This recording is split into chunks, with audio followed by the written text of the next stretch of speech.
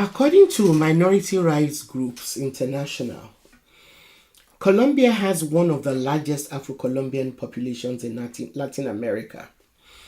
Although in 2005, the government claimed that the Afro-Colombian population was only about 10.6% of the total population, the figure recognized by the UN and which is used by Afro-Colombian leaders and activists is 26% of the total population. This figure is from a 2002 census. Today, Afro-Colombians are present in every major city in the country. It is thought that there are 1 million living in Bogota, the capital city alone. In some of the Pacific and Atlantic coastal areas of Colombia, the Afro-Colombian population is said to be even higher than 50%. The department of Choco is the most populous Afro-Colombian state, followed by Magdalena, Bolivar, and Sucre. Southern Valle, Northern Cauca, and Uraba also have majority black populations. The Afro-Colombian population, unfortunately, is the poorest in the country. So are you still wondering why the Black Lives Matter movement and other anti-black racism movements should be upfront and center global movements? Welcome to the Sankofa Pan-African series. Please support us through Patreon and by buying me coffee so we can continue to bring you this series.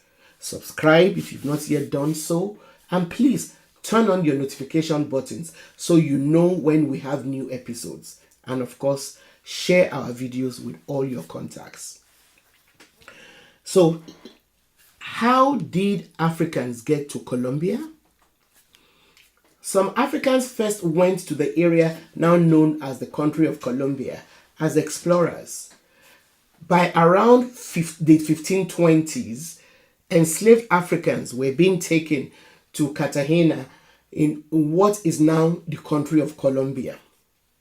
They were taken there by Spanish colonists and Portuguese slave traders from places in modern-day Congo, Angola, Gambia, Nigeria, Cameroon, Liberia, Ghana, Ivory Coast, Guinea, Sierra Leone, Senegal, and Mali. The colonists needed them to replace, like in most other places in the South American continent. So the colonists needed them to replace the indigenous population that had almost been depleted, almost completely decimated by the extremely poor conditions under which they were made to live and work on plantations and mines.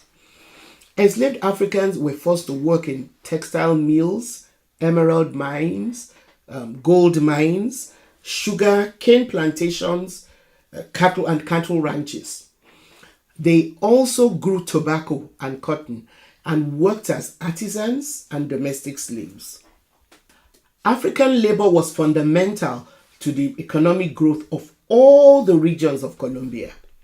Africans pioneered the extraction of gold deposits and the growing of sugarcane in Choco, Antioquia, Cauca, Valle del Cauca, and Nariño in western Colombia.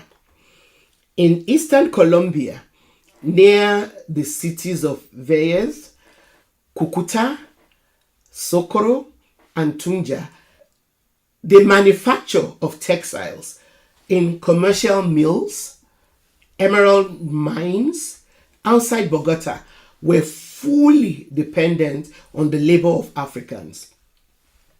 Africans started fighting for their freedom almost as soon as they got there. Many Afro-Colombian captives fought the Spanish and their colonial forces. Some who escaped formed their own communities, now called palenques, where Africans lived as cimarrones, like the Maroons in places like Jamaica, Haiti, Suriname, and many other places in the Caribbean, or the Quilombos in Brazil. Choco, which is one of the departments or provinces of Colombia, started out as a very big palenque with large population of Cimarrones. Like in the present day United States, African people played key roles in independence struggles against Spain. Some historians actually have said that 3 out of every 5 soldiers in Simon Bolivar's army were African. Unfortunately, just as in places like the US, their involvement in the independence struggles of their country did not benefit the Afro-Colombians. Although Colombia became independent in 1810, it was not until 1821 that the Congress of Cocota of Gran Colombia enacted a law for the gradual emancipation of the enslaved people in Colombia. Gran Colombia covered the territories of Nueva Granada and Venezuela. That was the Congress which elected Simon Bolivar as president. So even with Simon Bolivar as president, the Congress did not commit to the full emancipation of the enslaved, but only a gradual move towards doing so. Enslaved Africans in Colombia had to wait 40 years after independence had been won before slavery was abolished on paper. From the beginning of the 19th century, the Colombian government developed a policy of blanqueamiento. Now, blanqueamiento is a state-sponsored campaign to whiten the Colombian population. It is based on a racial ideology that valorizes whiteness. Its sole purpose is based on a desire to keep non-white people, like the Africans and indigenous people, oppressed so that they will never be able to compete with white people politically, economically, or in any other way. It is xenophobia of the most terrible form. As a result of this, many Africans and indigenous peoples were forced to protect themselves and their culture in isolated jungles. It was not until 1944 that the Department of El Choco was formally created and therefore became the first predominantly Afro-Colombian-led administrative division. El Choco opened up some opportunities for Colombians of African descent to preserve their African identity and some form of autonomy in decision making.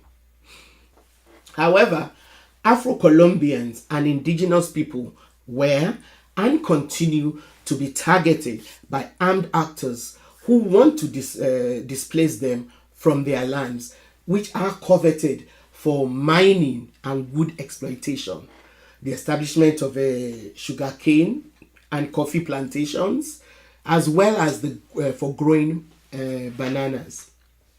All of these are the major export products of the country.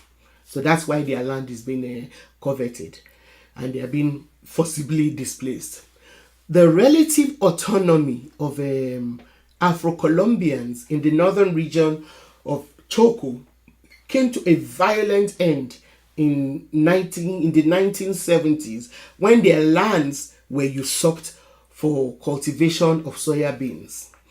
Since then, there has been a steady flow of migration by these communities towards the urban areas as they attempt to escape poverty and the violence that was unleashed on them by land grabbers.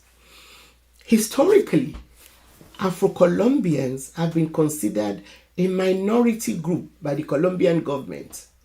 They have continued to be subjected to all forms of discrimination and inequality in areas like education, healthcare, and socioeconomically.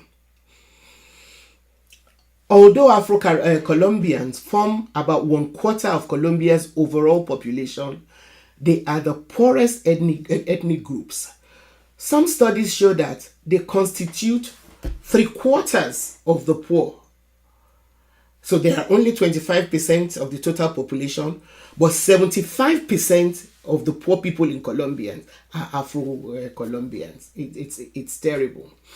So according to a study conducted by the National School Union, 65% of Afro-Colombians who work in the informal sector and 29% of those who work in the formal sector make less than the minimum wage. Some of this is as a result of government policies that make education beyond primary school level impossible for the majority of Afro-Colombians. So they are deliberately keeping them uneducated so they will remain poor and politically weak. There is also a very wide margin in what Afro-Colombians earn compared to others. This also means that in major cities like Bogota, Afro-Colombians are spatially isolated because they can only afford to live in the poorest areas.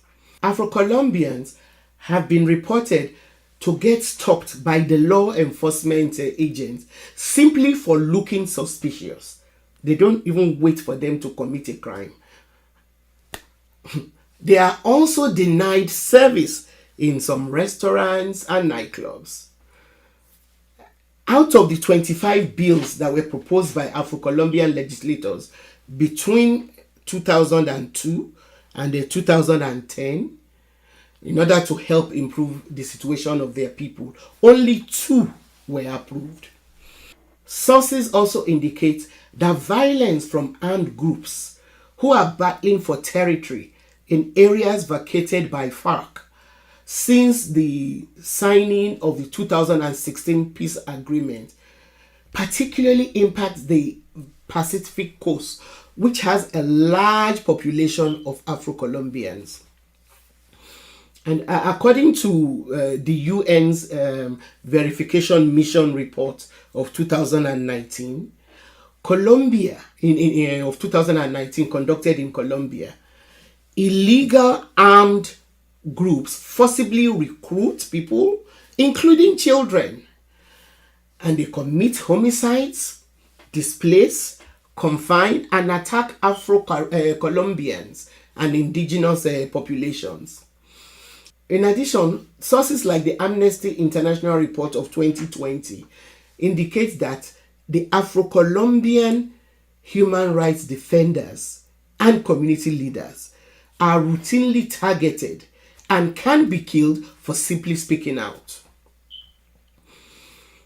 Afro-Colombians, however, continue to protest and to fight for their rights and demand equality. And there are a number of organizations that have been at the forefront of this, including the National Association of Displaced Afro-Colombians, AFRODES, AFRODES, and Chao Racismo. I think it means a goodbye to racism or something. Anyway, thanks for watching. Please support us through Patreon and by buying me coffee so we can continue to bring you this series. Subscribe if you've not yet done so, and please turn on your notification buttons. Don't forget to share our videos with all your contacts. And of course, keep those comments coming. Thank you.